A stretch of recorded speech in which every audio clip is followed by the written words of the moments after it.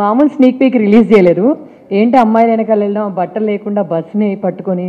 అది first of all thank you so much. చాలా decent acting బాబోయ్, సెట్ కాదు. చిన్న సినిమాని చూడకుండా పెద్ద మనసు చేసుకొని మా కోసం వచ్చిన మీడియా అన్నలకి థ్యాంక్ యూ సో మచ్. ఇలాగే మమ్మల్ని ఎప్పుడు ఆదరించాలని మనస్ఫూర్తిగా కోరుకుంటున్నాను. ఇప్పుడు చెప్పండి ఏంటి? ఇంట్రడక్షన్ అయిపోయిందా? యా. ఈ మూవీలో ఆఫర్ రావడం ఎలా జరిగింది? లైక్ యాక్చువల్లీ నేను జబర్దస్త్ చేసే టైంలో, అది నా బిగినింగ్ ప్లాట్ఫామ్, అది అప్పుడు చేసే టైంలో సడన్గా నాకు మన కమెడియన్ దొరబాబు అన్న, అరే సో అండ్ సో నీ నెంబర్ ఒక డైరెక్టర్ గారు అడిగారు ఇవ్వమంటావా అంటే గిట్ట ఇవ్వండి అన్న అని చెప్పి ఇచ్చేసాను. తర్వాత నేను రూమ్కి వెళ్ళి ఆలోచిస్తున్నా, అది లంచ్ బ్రేక్, అది నా నెంబర్ ఎవరు అడిగారు అబ్బా, నేను ఇప్పుడు వచ్చాను కొత్తగా, నాకు అప్పుడే ఆఫరా అంటే చిన్న మైకంలో ఉండిపోయినా. ఆ లంచ్ టైంలో లంచ్ కూడా తినట్లేదు నేను, అది తెలియని ఆనందం అది.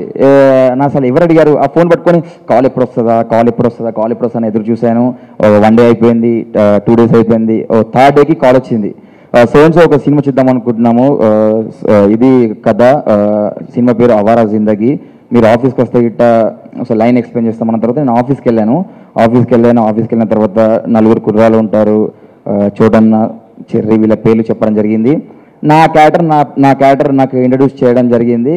తర్వాత ఆలోచించాను, ఈ క్యారెక్టర్ నేను చెయ్యాలా, ఇంత బోల్డ్గానా, ఇంత వైల్డ్గానా అని చెప్పి ఆలోచించిన తర్వాత సరే the end of the day మనం ఇండస్ట్రీకి వచ్చింది మంచి ఆర్టిస్ట్గా పేరు తెచ్చుకుందామని చెప్పి, సో మంచిగా గుర్తింపు తెచ్చుకుందామని చెప్పి ఫిక్స్ అయినాం. కాబట్టి ఏ క్యారెక్టర్ అయినా పర్లేదు, అంటే ఇందులో నేను హీరోగా చేశానని చెప్పి నేను అనట్లేదు, ఒక మంచి క్యారెక్టర్ చేశాను, మంచి రోల్ చేశాను.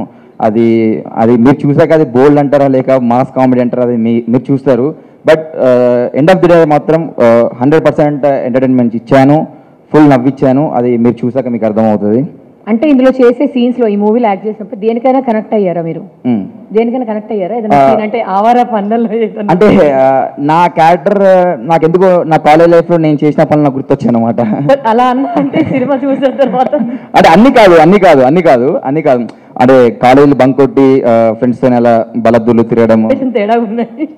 అంటే మీరు ప్రొఫెషనల్స్, మీరు అంటే ఇలా కూడా అనుకోవచ్చు, డైరెక్టర్ గారికి మీరే కరెక్ట్ సెట్ అవుతారేమో, ఈ క్యారెక్టర్ మీరైతేనే బాగుంటుందేమో అని. అంటే అది మరి మా డైరెక్టర్ గారికి ఎలా అనిపించింది నాకు ఇప్పటివరకు నాకు తెలియదు. బట్ ఏంటంటే the end of the day cinema output అయిపోయిన తర్వాత, అరే చాలా బాగా చేసావురా, 100% నేను ఏదైతే అనుకున్నానో దానికి నువ్వు న్యాయం చేసావని చెప్పి మంచి పాజిటివ్ కామెంట్స్ ఇవ్వడం జరిగింది. అయితే కూడా అలాగే పాజిటివ్ యాజ్ ఈజ్ సెట్ అయ్యాడు. ఆవారాగా చేయడం ఏంటి, ఈయన అలాగే ఉన్నాడు అలా అనుకుంటున్నారు. బయట కూడా చాలా పాజిటివ్ టాక్ వచ్చేసింది. ఎగ్జాక్ట్ యాప్ట్ అంట క్యారెక్టర్. ఎందుకంటే SBI కార్డును చూపించి సిబిఐ అని ఎవరు అనలేరు అంత కాన్ఫిడెంట్. యాక్చువల్లీ సీన్ లో ఏదో అమ్మాయిని ఫ్లర్ట్ చేయాలి కాబట్టి చేశాను, బయట మాత్రం చాలా ఇన్నోసెంట్. నేను బయట చూసారు కదా ఇప్పుడు నేను అవర్ లాగున్నానా, చాలా ఇన్నోసెంట్ లాగున్నానా, నేను షూస్ కూడా వేసుకోలేదు చూడండి. ఎందుకో గోవా నుంచి డైరెక్ట్ ఫ్లైట్ దిగి ఇక్కడికి వచ్చినట్టు అనిపిస్తుంది. అంటే కొంచెం బడ్జెట్ ప్రాబ్లం ఉన్నమాట, బట్టలు కొనుక్కుందామంటే డబ్బులకి గోవాకి వెళ్ళి కొనుక్కొచ్చాను అన్నమాట.